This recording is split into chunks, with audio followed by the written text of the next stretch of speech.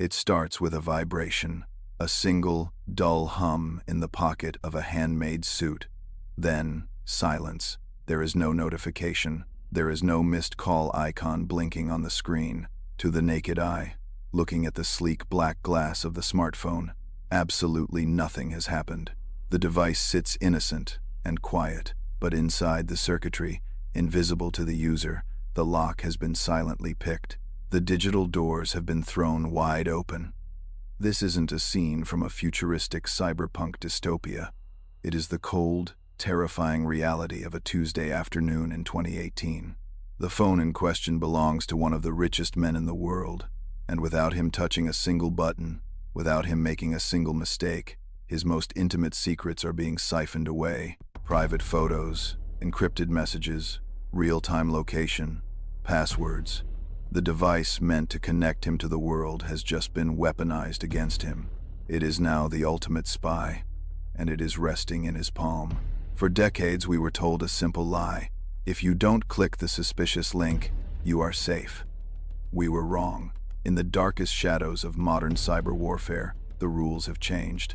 The weapon is called Pegasus, and the trigger does not exist. How did a ghost in the machine invisible, silent, and deadly dismantle the privacy of presidents, journalists, and billionaires, turning their own lives into evidence against them? To understand this nightmare, we must rewind. We leave the panicked boardrooms of American billionaires and travel to the sun-drenched coast of Herzliya, Israel. Here, amidst gleaming glass towers and manicured tech parks, lies the heart of a different kind of industry. This is not Silicon Valley, where they build apps to deliver your groceries or stream your music. This is the birthplace of digital munitions. In 2010, 3 founders established the NSO Group. Their pitch was seductive, almost noble.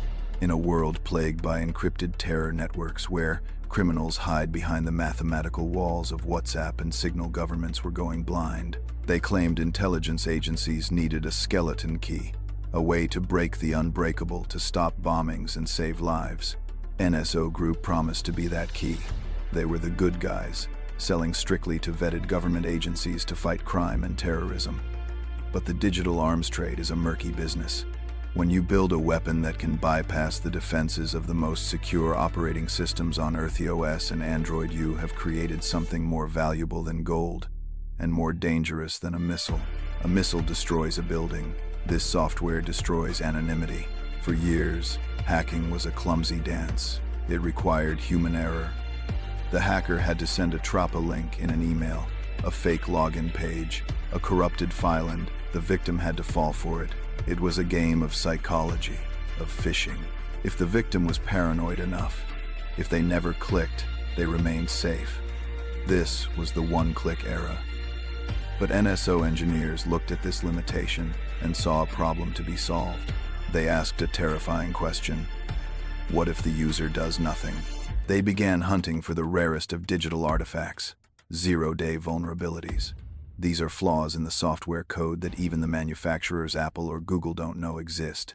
They are open windows in a house that the owner thinks is sealed shut. NSO took these vulnerabilities and weaponized them into an exploit chain known as zero-click. The mechanics are chillingly elegant. A specialized data packet is sent to the target's phone number. It looks like a video call setup or a simple text message to the network. The phone's operating system receives the data, tries to process it to determine if it should ring or display a notification, and in that split second of processing before the user even knows a call is coming, the malicious code overflows the memory buffer. The code executes. The infection is instant. By the time the phone registers a missed call, the device is no longer yours. It belongs to the client who paid millions of dollars for access, and the client list was growing. It wasn't just democracies fighting terror. The tool began appearing in the hands of regimes with terrible human rights records, used not to track bombers, but to track dissidents, lawyers, and reporters who asked too many questions. The ghost was out of the bottle, and it was hungry. The first cracks in the wall of secrecy didn't appear in a courtroom or a government hearing. They appeared in a basement laboratory in Toronto, Canada.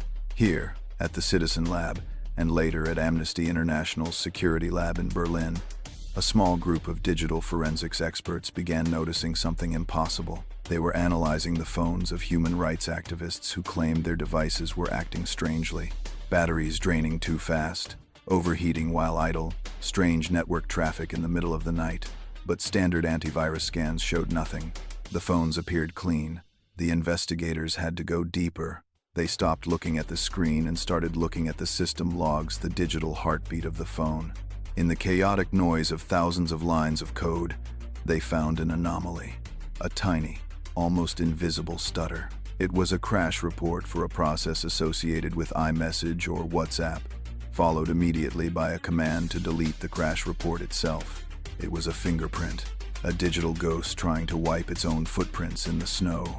The breakthrough came when they analyzed the iPhone X of Jeff Bezos.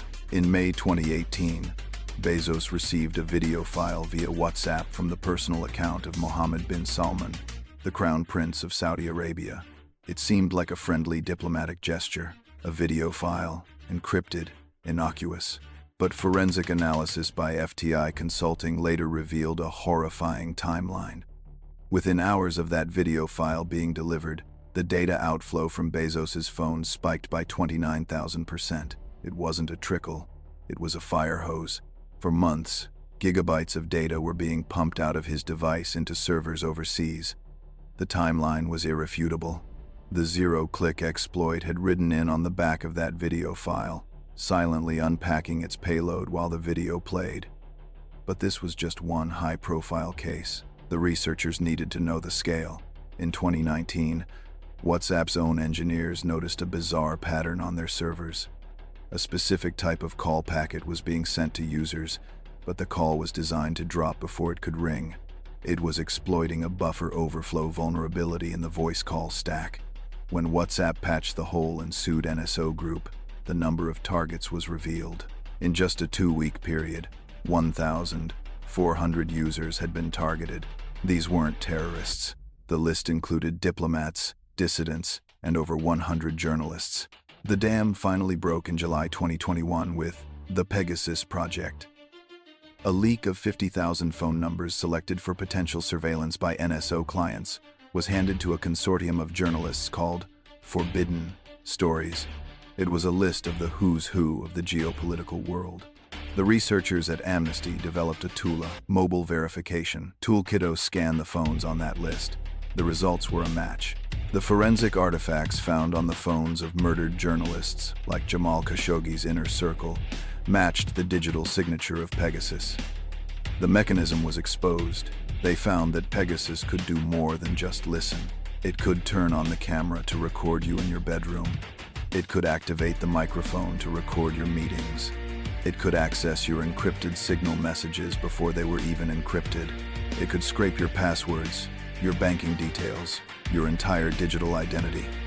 The investigation revealed a terrifying truth. The vulnerability wasn't just in the software, it was in the ecosystem. We carry these devices everywhere. We trust them with everything. And the investigators realized they were in a race against time. Every time they found a zero-click method and Apple patched it, NSO's engineers were already working on the next one. One door closes, another window opens. It was a war fought in code, invisible to the public. But the casualties were real people. The silence of the researchers' lab was heavy with the knowledge that by exposing this, they too had likely become targets. The hunter had been spotted, but the beast was still loose. The fallout was nuclear. For the first time in history, the titans of Silicon Valley stopped competing with each other and turned their gaze toward the common enemy. In a landmark move, WhatsApp's parent company, Meta, filed a lawsuit against the NSO Group in a California federal court. Apple followed suit soon after, issuing a threat notification to targeted users worldwide and seeking a permanent injunction to ban NSO from ever using Apple software again. The courtroom drama wasn't about a single hacker in a hoodie. It was a clash of ideologies. On one side, the trillion-dollar tech empires, arguing that their platforms, the digital public squares of the modern age, must remain secure sanctuaries. On the other, the NSO Group, arguing a defense of sovereign immunity. Their lawyers stood firm, claiming they were merely a vendor for foreign governments. and thus, like the governments themselves, could not be sued in a US court. They repeated their mantra, "We build the gun, we do not pull the trigger," but the judge didn't buy it. The immunity defense was stripped away. The courts ruled that selling a weapon does not grant you the diplomatic shield of a nation-state. Then came the hammer blow. In November 2021, the United States Department of Commerce made a move usually reserved for rogue states and terror financiers. They placed the NSO Group on the entity list. It was a blacklist that effectively cut off the company from American technology. For a firm that relies on analyzing American operating systems running on American chips, this was an economic death sentence. Publicly, NSO reeled. Their CEO stepped down. Debts mounted. The mercenaries were suddenly outcasts. But as the legal gavels banged and the headlines faded, a colder, harder truth settled in. The verdict of the court was one thing. The verdict of reality was another. We look at the smartphone sitting on the table. It still looks pristine, but the illusion is shattered. The visual verdict is terrifyingly clear.